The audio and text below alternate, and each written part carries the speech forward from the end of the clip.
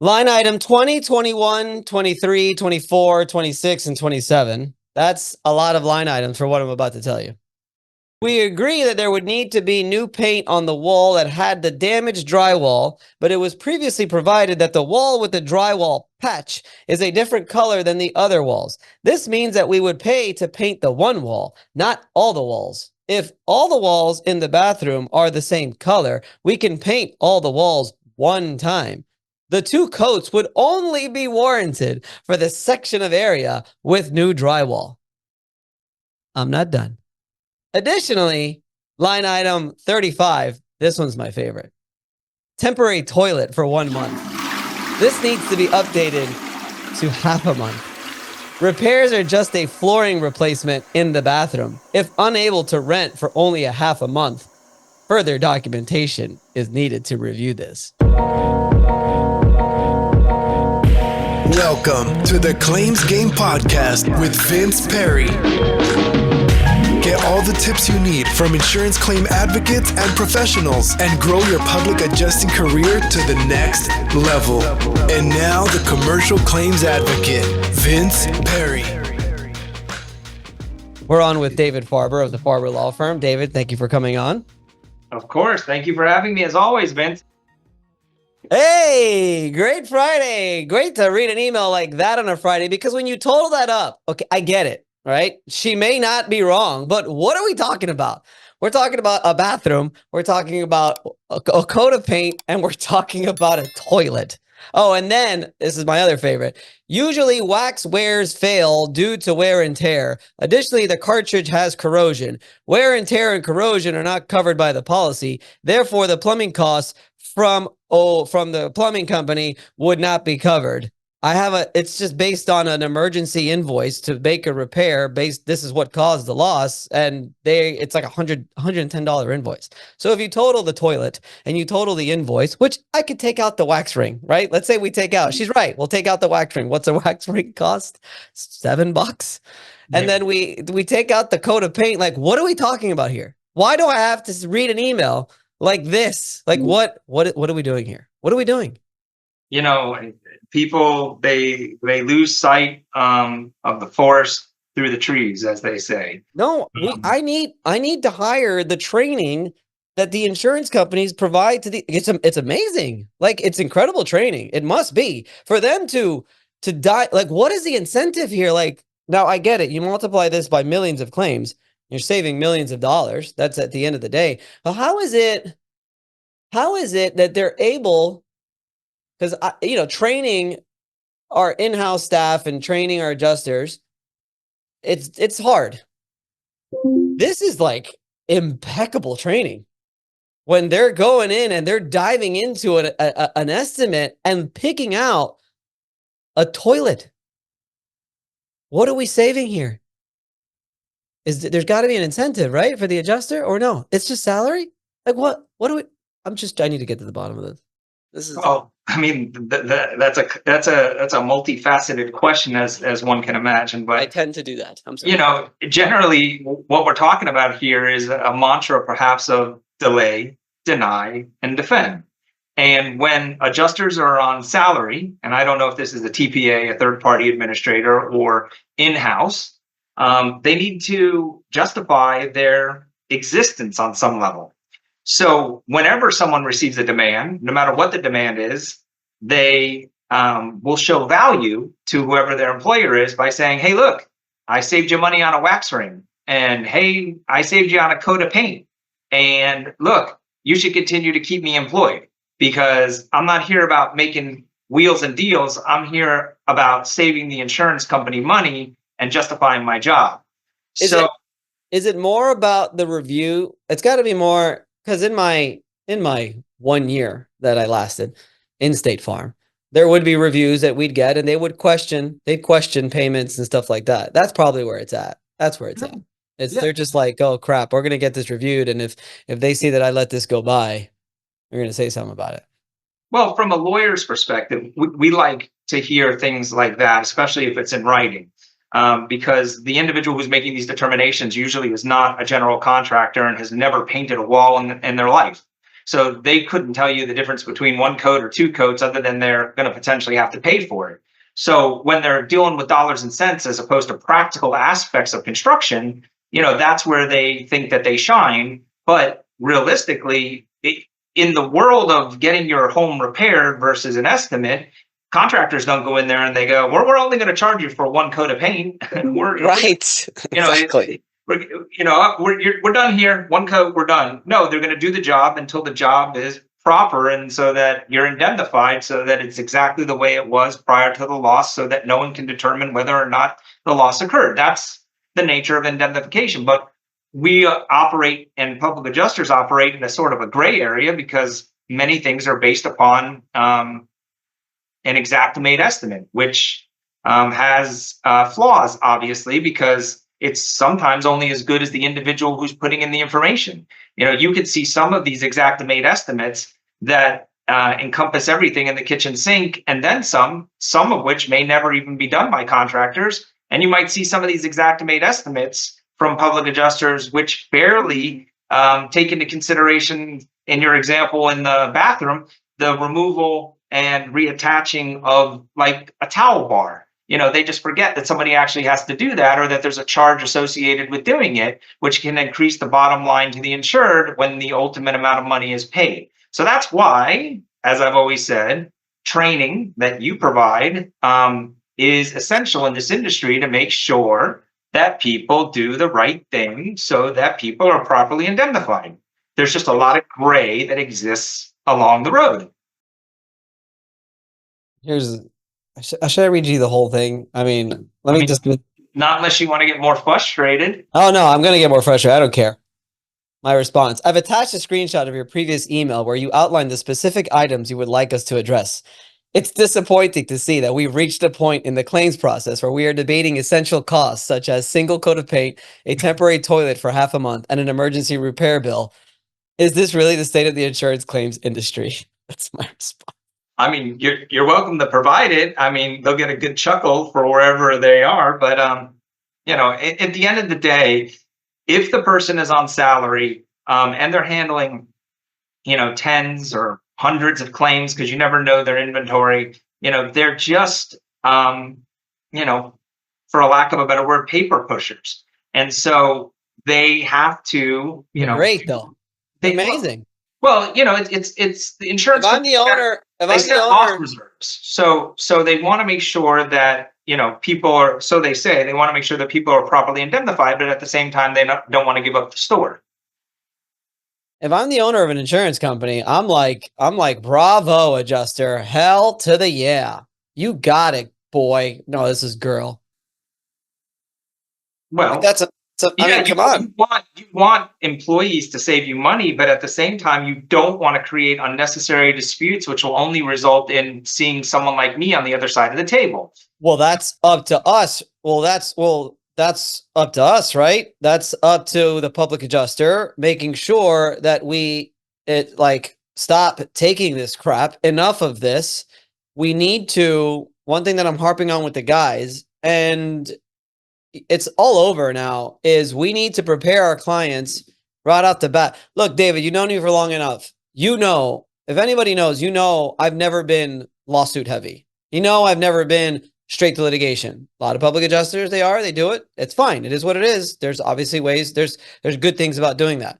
But at this point, I like to always tell the guys and anybody that I train that you need to always prepare your client for that right off the bat. Set the expectations right in the beginning, because what happens is you run into this, and then all of a sudden you bring up the lawyer thing, and everybody's always just like, oh no, I don't want to do that. And then the other thing is, what did I hire you for? Why'd you do that? It's like, and then there's a whole explanation, but it becomes a much harder a sell, is, I guess, if I were to put it in just a simple word.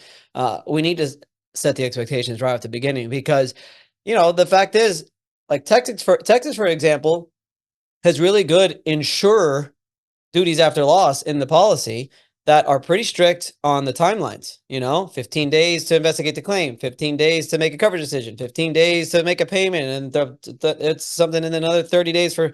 It's actually better than Florida, but we need to set the expectation right off the bat with the client and hold them accountable to every single day. And the second they go a day beyond or two, give them one last chance. And that's it. Your client's ready to go too, because they've already been properly prepared. Well, education and communication, of course, are always the key to having a proper claim process. And unfortunately, we do not, from what I can tell, live in the time where insurance companies come and inspect your home and bring their checkbook with them. There was a time. There was a time. Nowadays, as I've said before in the past, people are like, "Did you start that hurricane?" Or why didn't you, stop it from damaging your home?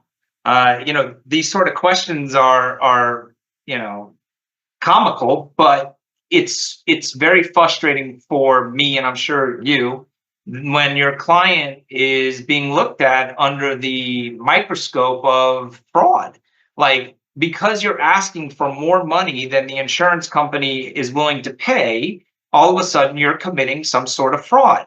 And I've taken the deposition of many adjusters and corporate representatives, and I always find it interesting to ask them, because I'm trying to get around what they call the work product objection, when they won't give me the field adjuster's photographs or the engineering report or all the things that they paid for to properly allegedly evaluate your home, which is exactly why you pay them a premium in the first place.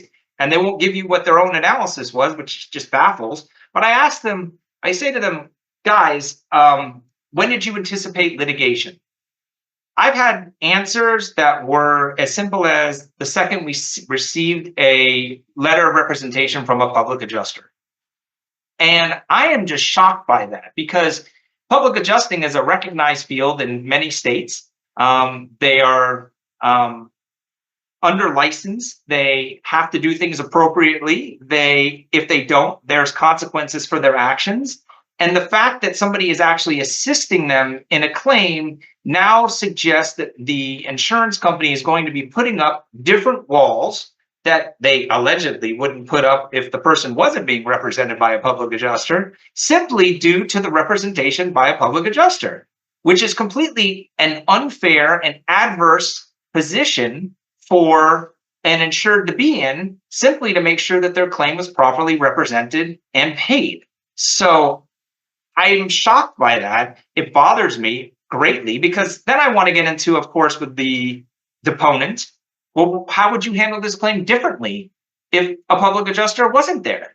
And of course, they can't answer that claim, that question, because every claim is different, so we can't say how we would do anything different, and therefore, et cetera. So, in your example that you gave before about somebody putting that in writing about one coat of paint, that's great. I mean, that's great evidence to show to a jury, to show how ludicrous a adjuster can be when you're going there and the basis of why you're seeking the insurance company's help is just that, help.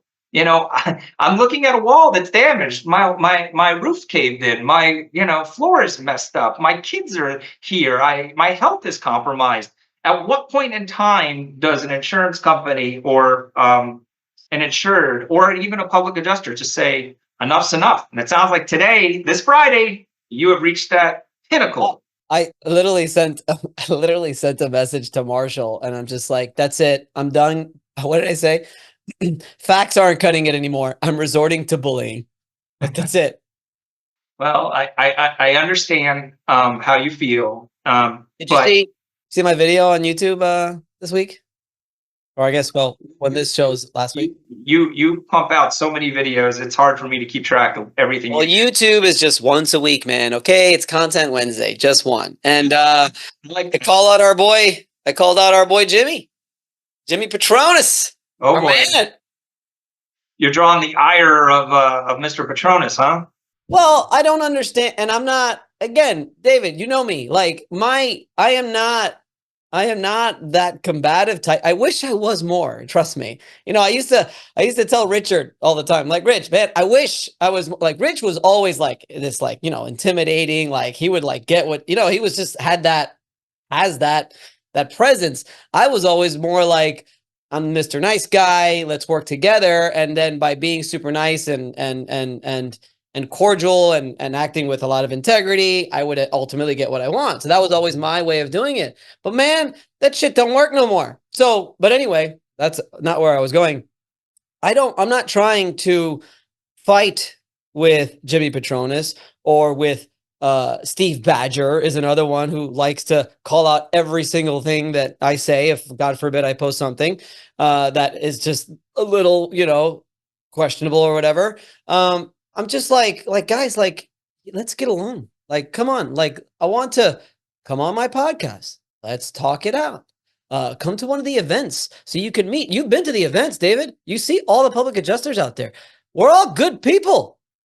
I'm sure there's bad actors, but like I said in the video, I'm sure there's a lot of bad politicians out there too, So it's like, why are you coming out publicly and telling the public to watch out for the locusts, to watch out for the bad actors? He's basically calling out any adjuster and any contractor that's going out door knocking after a storm like a bad actor. And it's like, no, we're also trying to run a business, and it's only right if we know there's going to be claims in an area because a storm occurred, we should have the right to offer our services to someone who, guess what? Probably just suffered catastrophic damage, don't know the first thing about an insurance claim. What is the first thing that we do? I tell people all the time, ultimately, we'll probably get you a lot more money. But at the end of the day, for a public adjuster, it is a service that we provide where we're going to document your claim. We're going to put an estimate together. We're going to notify the insurance company within the proper time limits. We're going to follow up with the insurance. We're going to do all of it for you. Like, why can't we do that? Why all of these guys going out there door knocking are bad actors? And that pisses me off.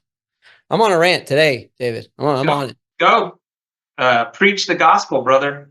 Look, I hear you and I understand it. And, it's a matter of perspective, mentality, and again, forest through the trees. And the issue from any regulators or politicians' viewpoint on insurance claims is that less insurance claims or less payouts or both ultimately result in a stronger arguable insurance market, which will ultimately result in lower premiums and healthy insurers when a catastrophic loss eventually impacts a state. That is their goal. That is their philosophy. And on paper, obviously that looks great. Who wouldn't want to pay lower premiums? Who wouldn't want insurance companies to not go into receivership? Who wouldn't want more lawsuits? I understand that, but we don't live, unfortunately, in a time of utopia where the adjuster comes out with a checkbook and writes you a check and doesn't put you under scrutiny for simply having a claim. And so that's why it's become, because of the actions and inactions by insurance company, it has become necessary for public adjusters to exist and ultimately attorneys to be there to support public adjusters or insurers when their claims do get denied or underpaid. So, it's a dog-eat-dog, self-perpetuating problem. But the longer this sort of communication can go out there and exist out there, which demonizes certain industries and what people are doing, the better it will ultimately be, at least from a perception standpoint, when they go and they look at their actuary numbers to say, hey, our efforts ultimately worked.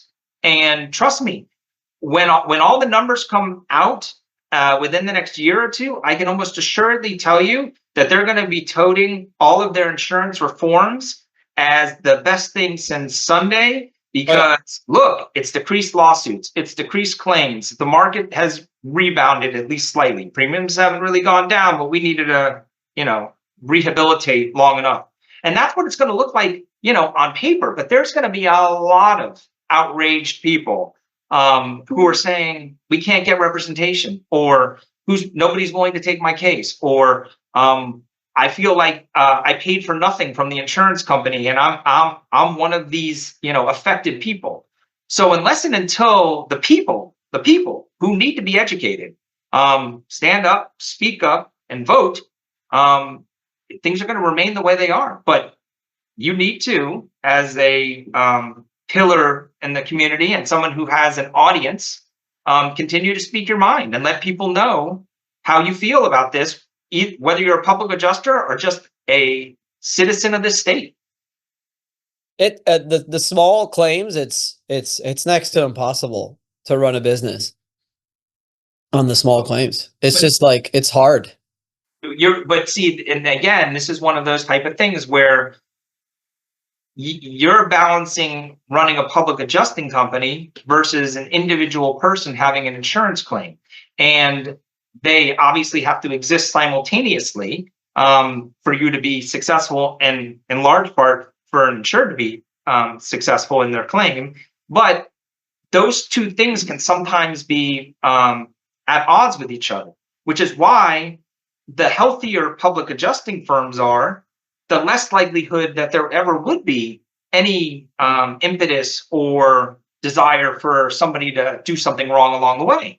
You know, there are obviously people who get themselves in over their head, either in a claim they don't know how to handle, or they write up an estimate putting in information that they didn't otherwise know, or they got too busy and they put in things that weren't there. I mean, it doesn't always have to come down to being a bad actor. It does happen to come into not knowing how to run a business.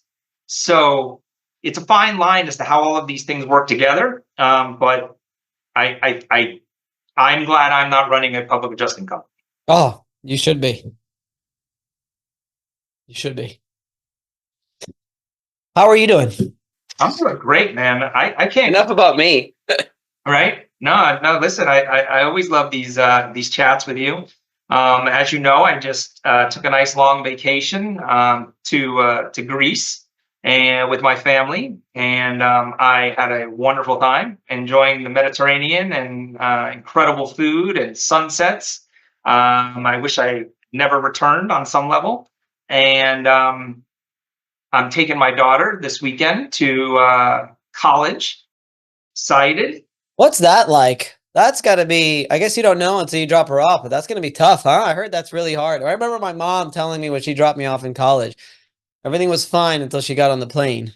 When she got on the plane, she felt like a piece of her was like she was leaving behind. Like it was like this very emotional thing for her. I think it's going to be very, very, very, very difficult for my wife. She's certainly going to be a mess, and rightfully so. Her oldest, her first, is going away to school. She's not going to see her every day, and it's scary because you never, you trust your kids to make good decisions, and you hope that they will, but you can't stop life from happening. And the fear of a parent, whether they just be living at home and driving a car or being away from you, is never going to leave you. As you know, MVP is a young little boy at this point, but as time grows and time shows, he's going to get himself into all sorts of trouble. But I am super excited for her. I think that she's going to have an amazing time and get an incredible education. And I couldn't be prouder. I'll miss her. But I got two other kids to keep me busy too. Yeah, you got your hands full. Yeah. And I don't know what you're talking about. MVP is an angel. He does no wrong. He's absolutely perfect. For now. No, he's not. We call him caveman, as a matter of fact. He is like a freaking wrecking ball through the house. Oh, so you were being facetious, as they say. I was being very facetious, yes. Well, that's the nature of boys. They have they're rough and tumble. Girls are a little bit more emotional, and I don't sometimes understand or appreciate some of the emotional turmoil that exists in my home. So I do my very best to stay out of the fray. 3 girls. I don't know how you do that. 3 girls. Oh, don't forget my wife. It makes it 4. I tried to balance it out with 2 male dogs and 2 male cats, but that didn't help. So now we're just running a zoo of dogs, cats, and people. What do you see going on, like in as far as on your end? Obviously, you represent cases in Florida, in Texas. You do work in Tennessee as well, and I don't know other areas. But anything that you're seeing that remember, most of our audience is public adjusters that Uh, if you could try to avoid the typical documentation answer, but what's something that, public adjusters really need to be, on the lookout, making sure that they're doing and just to properly present these claims because they're getting tough. Look, as I've said before in some of the expert classes that we've had, where I've come on and trained some of these folks in terms of what they do and how they do it, organization, consistency, and documentation is the key to success. There is no substitute for any of those three. I can tell you that from a public adjusting standpoint, and for that matter, for most businesses, if it's not documented, it's not done. Let me say that again. If it's not documented, it's not done. So it doesn't matter that you had a conversation with an adjuster, because it's going to be your word against their word if it ever comes into play. You want to memorialize that conversation in writing. Yes, it takes more work. Yes, it takes time. Yes, you may not think it's necessary, but when that little key piece of paper exists, like that response that you gave to that lady, turns up to be evidence, and it's back there with a jury. If it ever comes to that, you're going to be happy that it exists. And in fact, it may even be the impetus that could result in the case getting settled, which is the insurance company was being told before this lawsuit got filed, before a lawyer ever got hired, this public adjuster was trying to work out these issues with you, and you just refused to consider anything other than what you were willing to consider with blinders on. And that's not the type of representation that we want from an insurance company who we have a dual interest in terms of the care and treatment of both of our clients, because everyone always seems to forget that the insured is both the public adjuster and the insurance company's client. And so you're supposed to both be working towards the betterment and the goal of indemnification for the insured. Now, there might be a give and take. There always is a give and take in everything. And of course, there's always going to be a gray. But when you are working together as a team and not creating unnecessary and inappropriate problems or disputes, you will have a recipe for success. So if you present every claim as a public adjuster in a manner or method from a legal sort of perspective, which is, like you said, Texas has all of these, as some other states do as well, guidelines and rules that you're supposed to adhere to. Well, first of all, as a public adjuster, you need to know what they are. I mean, that's paramount. That's issue number one. Two, you need to have a system in place that documents and or tickles the time for you to be able to let the insurance company know when it's slipping and give them an opportunity to cure it. And that will continue to demonstrate that you're doing what you need to do on behalf of your client to get them the most successful result possible. Because if I get files, and it happens a lot, from public adjusters that I can't even tell what they did or didn't do, they're all over the block. I mean, where are the photographs? Why are there only 4? Where's the? I hope not. I hope that's not happening too much on anybody that's taken our course. I've seen some of it. Okay, where's your estimate? Okay, well, you say there's a revised estimate. Which one did you give? I don't know. Well, why did you take something out? I don't know. Did you submit a sworn proof of loss? Well, I mean, I see it in the file, but is it signed? I mean, did you communicate it to anyone? What happened? There was a request for all of these records in this email. Did you respond at any point in time, or did you tell them it didn't exist? Oh, I told them it didn't exist. Well, on paper, how do I justify that?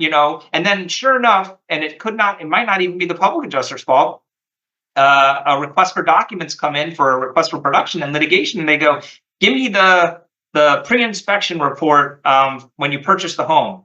And guess what? Now the insured goes back to their filing cabinet, and now the insured goes and digs up, and guess what they produce? That pre-inspection report. And then we have to produce it, of course. And the insurance company is going to go, hey, we asked you for this, and you should have given it to us, and you didn't give it to us, and therefore you prejudiced our rights, and you didn't cooperate with your claim. And so now the story, when you go into court, is we, the insurance company, did everything we could to try and evaluate this claim. We wanted to make sure that whatever they were claiming, was new, that was caused by this event. And they had the ability to easily tell us that if they had just given us the pre-inspection report that showed all the conditions of the home, and they had it, and they didn't give it to us. So, on both sides of the table, there are always going to be issues that arise, but documentation is king. What's some of the things that you've seen? What are some of the things that you've seen on the other side? Without, obviously, don't reveal any specifics in regards to particular insurance companies or anything like that. But is there anything that just sheer negligence and fraudulent that could be construed as that at all that you've seen that comes from the other side when you're investigating cases and looking into all of the details and everything? Are there things that come up that you've seen that you're just like, holy crap? I mean, are you taking the question as what happens before the lawyers get involved or after the lawyers get involved? No, just what you've been able to uncover in your career. Sure. With all of these things. Yesterday, literally yesterday, I took a deposition of a independent field adjuster who works for a number of insurance companies since 1998. I asked the insurance company to produce her field estimate prepared by Xactimate and photographs. They gave them to me. And of course, I accepted them on face value that they were indeed her photographs and her estimate. And interestingly enough, when I asked her, how did you prepare for this deposition? She said, I couldn't because I don't work for the company anymore and I don't have this information. I said, well, did you ask them for this information? And she's like, I did. And you asked them for it because it would assist you in being able to answer my questions? Yes. And did they give it to you? No. Does that upset you that you were going to testify here today not having this information available to you so that you could properly answer these questions? Yes. Okay, well, let me show you the estimate that's been given to me that's got your name on it, that's got all of this information. Let's go through it and let me see, if this jars your memory in terms of what you recall or don't recall about this incident. Let's look at these entries in terms of what you found for damages, et cetera, et cetera, et cetera. So we're scrolling through it. She goes, mind you, this is her reported by the insurance company as her estimate, her name on it, her license number on it, her company she worked for, everything else. We scrolled through it. She goes, that's not my estimate. And I go, well, what do you mean it's not your estimate? She says, well, you see, I stopped working for the company 5 days after I did my inspection. And yes, I prepared an estimate, but as you can see at the bottom of the estimate, that December date, I wasn't working for the company. So there's no way that I made this estimate or revised this estimate. And I said, so do you know whether or not this is your estimate or not? She's like, I have no idea. And she's like, I can't, so you can't say whether anything was added or subtracted? She's like, nope, I have no idea. So that is a situation where the insurance company's hiding the ball on some level and not giving their field adjuster the information that they need to testify is crazy. But giving me an estimate that is not even the field adjuster's estimate with her name and her license on it, I would anticipate that this case will settle, I would hope, relatively quickly. If not, I think it's going to inflame a jury that the insurance company pulled these shenanigans. And I even went so far after the deposition, I said, look, guys, this estimate is clearly not hers. If she created one that's related to the date in which it was inspected, give it to me. You know what they gave me? This was a question. You know what they gave me? What? It's the same exact estimate that they gave me. So, it's one of those things like really, I gave you an opportunity. I don't want to feel like, you did it purposely, but so yeah, I've seen that sort of thing. I've seen obviously engineering reports that are for different buildings or properties than the actual one that was inspected. They just go and cut and paste information from one report to another report. That's something that I've seen that I find to be pretty bad. Let me see, what are some other things that are, just general claims handling stuff.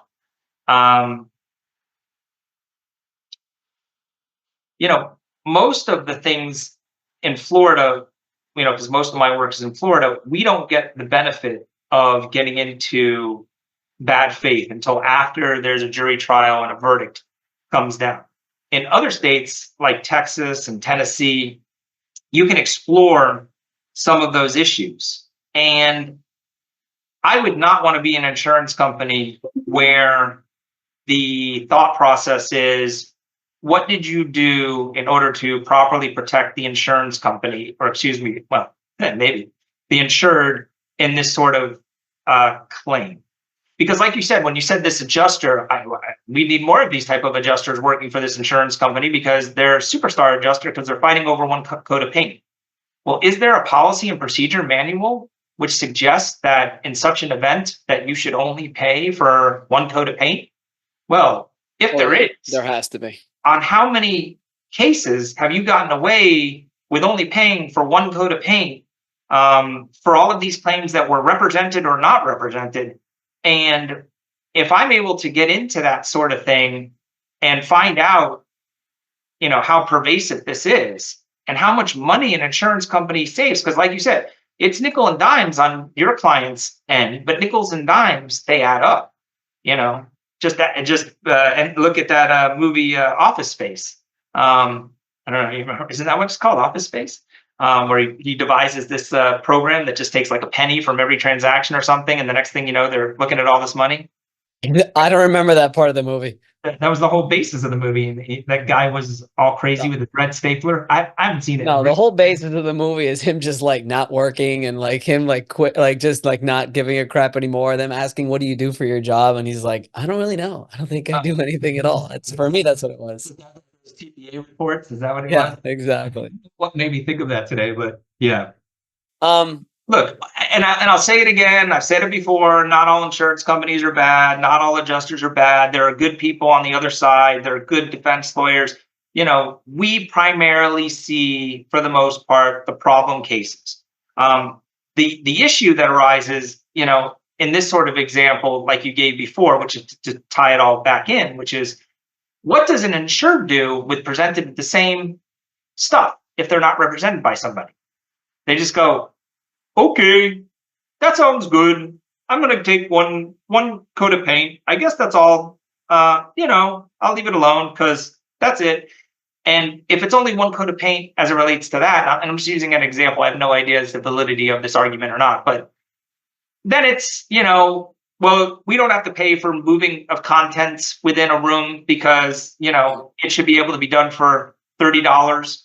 Well, who can you get out to your home to move contents in and out for $30? I mean, these type of things, but on paper, without somebody representing you, they're sitting there going, oh, well, I mean, okay, they're giving me some money to move the stuff out. I mean, I guess that should be enough. They should know because they're in this field. So without a public adjuster just saying, wait a second, maybe you need a moving company here. Maybe it needs to go to an offsite storage. Maybe some of this stuff needs to be in air conditioned storage. Maybe, like that adjuster was saying, I'm only going to pay for a porta potty for half a month. How on earth do you know that this is only going to take a half a month and we're really going to have to revisit this issue in 15 days? Because I'm what? Like, it's just annoying that we're here because we're only using Xactimate just to try to get a level playing field that we could actually go back and forth on. But you and I know that a general contractor's estimate with the handful of line items that they normally provide to a person who's just doing a normal renovation should also be perfectly fine to provide to the insurance company and pay based on that. For them to nitpick all of these separate line items, we're not even like that. It's completely unnecessary. Well, it should be, here's my estimate. Here's your estimate.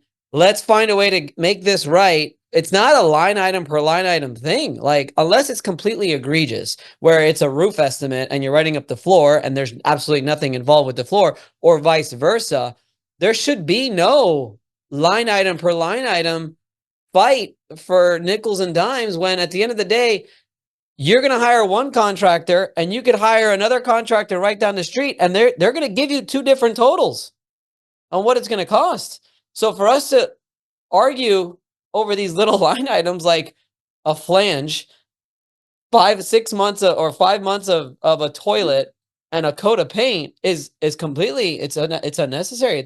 It's borderline unethical. Well, here you asked me, what do I see? And one of the things that I see, which is very, very problematic and dangerous in the public adjusting world and in what I do, is that the insurance companies are now arguing for whatever reason. Well, I know the reason, but replacement cost policies are not replacement cost policies. We spend the money to have replacement cost policies because essentially, if something's damaged and it needs to be replaced, then you're entitled to the value of what it would cost to replace it. Don't get me started on this. The insurance company has now taken the position that unless the item needs to be replaced, that they're only going to pay, and even when they agree that the item needs to be replaced, that they're only going to pay actual cash value until the actual item is replaced. So what they're saying is, no, and now, David, they're like, there's been definitely a memo that's gone out to all of these, definitely in Florida. Now they are requiring paid invoices that total up to the replacement cost value of the claim. And they will not release depreciation unless you provide a paid invoice of the replacement cost value. That's insane. And this is the reason why there's a huge disconnect and there's no real way to remedy it, at least as far as I know yet, between what adjusters do and what actually happens in the real world. Because on some level, the insurance company wants a real world estimate to justify replacement costs. But what happens if there was no public adjuster involved and you just gave them a real world estimate for, say, replacement of a roof, and you do not have sufficient funds to pay for the replacement of the roof? So what is supposed to happen in that scenario?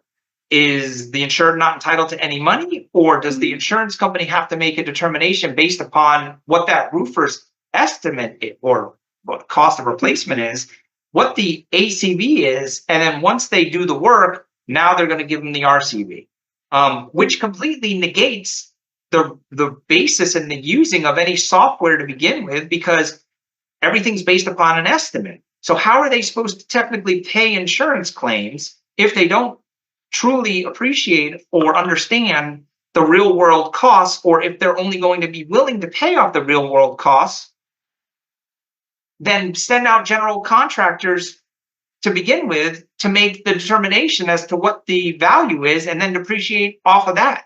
But that's not how we're dealing with things. No, they're dealing with it and this is where things become even crazily,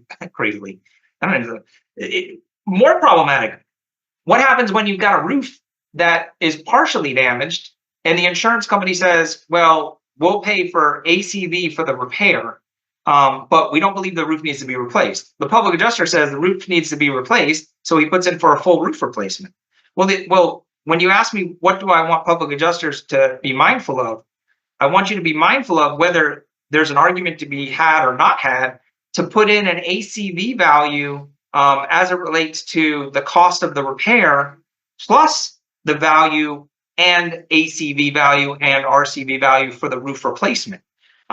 Because what's going to end up happening is at some point in time, someone's going to do an analysis to say, if your ACV value wasn't greater than their ACV value, then you haven't technically proven that the insurance company has breached the contract. And that's the arguments that we've been getting recently, which is crazy, because how do you ever accomplish your goal? Because what happens is if an insurance company delays years in some respects, or you have to litigate a case for years to try and get them to do what they need to do, you arguably win on what you call ACV. Well, now you've got the money for the ACV. So are you supposed to put a difference in to get the roof replaced by putting in the additional amount? Okay, so let's say you did that, like you said, showing them a real world actual dollar. Is the insurance company just going to arbitrarily hand it over in terms of payment?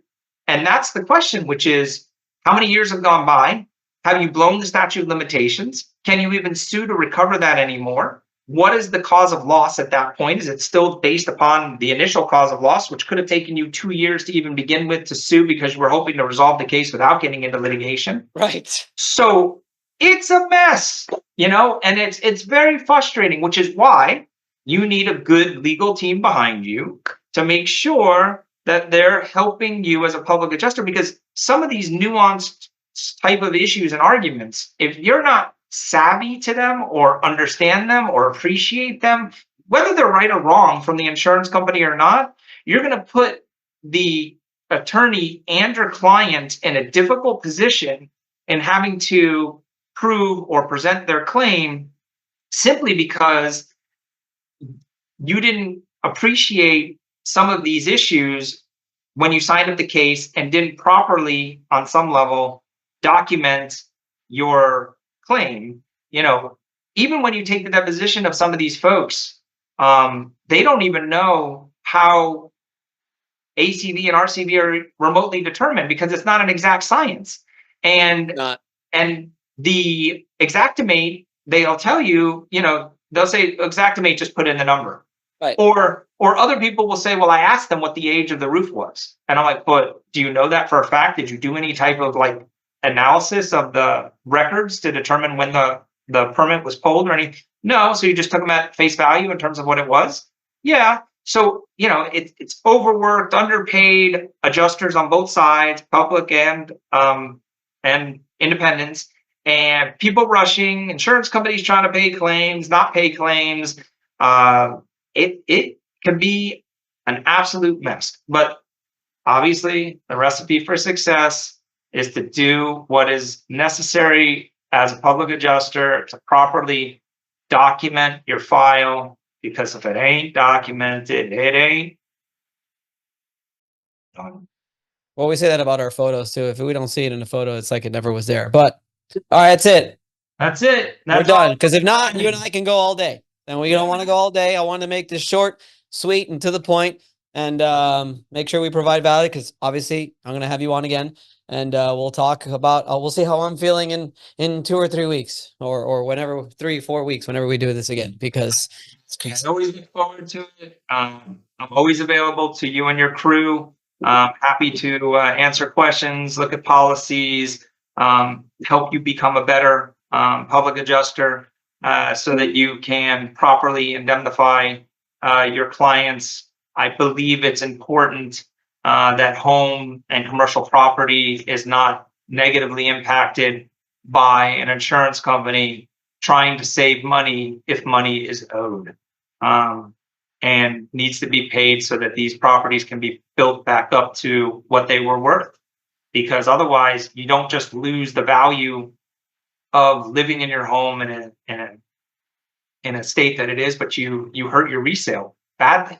Oh yeah. Well, anybody who's still on and still watching, you could, one thing I've always admired about David, he's very, very accessible and is willing to give you advice when you need it. So public adjusters out there, no matter where you live, no matter what state you're in, I guarantee if you have a question, if David can't answer it because it's state specific and he can't work that state for any reason, I'm sure he'll find somebody that can. But for the most part, I mean, it's probably just a claims question, and I'm pretty sure that David could probably give you some good advice. David, thank you for coming on again. I appreciate your time, and have a nice weekend.